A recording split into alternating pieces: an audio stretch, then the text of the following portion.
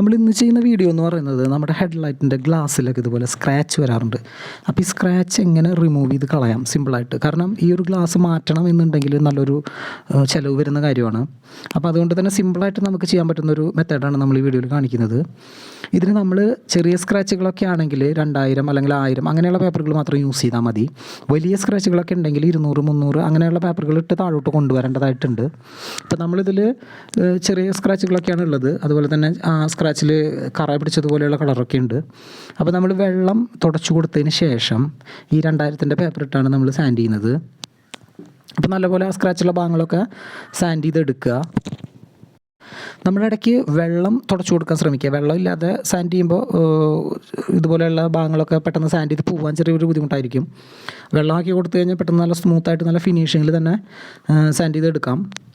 പിന്നെ ഇപ്പോൾ 2000-ൻ്റെ പേപ്പറൊക്കെ ആയതുകൊണ്ട് തന്നെ സ്ക്രാച്ചൊന്നും വലിയ രീതിയിൽ വരില്ല. നമ്മൾ 120, 150ഒക്കെയാണ് പേപ്പർ ഇടുന്നതെങ്കിൽ ഭയങ്കരമായിട്ട് സ്ക്രാച്ച് വന്നുകൊണ്ടിരിക്കും. അപ്പോൾ ഈ ഗ്ലാസ്സിൽ സ്ക്രാച്ച് ഉണ്ടെങ്കിൽ മാത്രമാണ് നമ്മൾ ഗ്രിറ്റ് കൂടിയ പേപ്പർ ഇടാൻ പാടുള്ളൂ.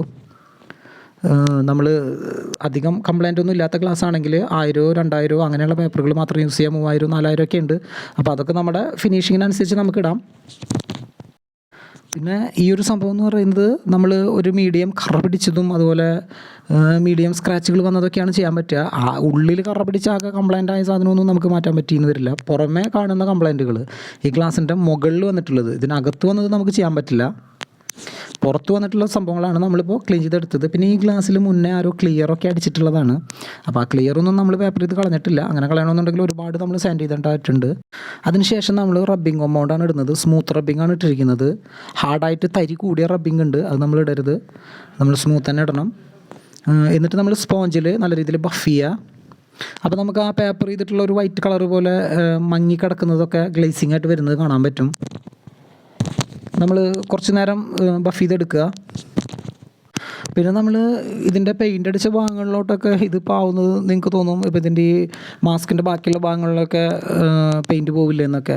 നമ്മളിപ്പോൾ സ്മൂത്ത് പേപ്പറുകളൊക്കെ ഉപയോഗിച്ച് ചെയ്യുന്നതുകൊണ്ടാണ് ആ ഭാഗങ്ങളിലോട്ടൊന്നും വലിയ കംപ്ലൈൻറ്റ് വരാത്തത്. നമ്മൾ ഹാർഡായിട്ട് നല്ല രീതിയിൽ സ്ക്രാച്ചൊക്കെ ഉള്ളതാണെങ്കിൽ ഇത് അഴിച്ചെടുത്തിട്ട് വേണം ചെയ്യാനായിട്ട്. കാരണം ബാക്കിയുള്ള ഭാഗത്തെ പെയിൻ്റൊക്കെ പോയി ആ ഭാഗത്തൊക്കെ പെയിൻ്റ് അടിക്കേണ്ടതായിട്ട് വരും. അപ്പോൾ നമ്മളത് ശ്രദ്ധിച്ച് വേണം ചെയ്യാൻ.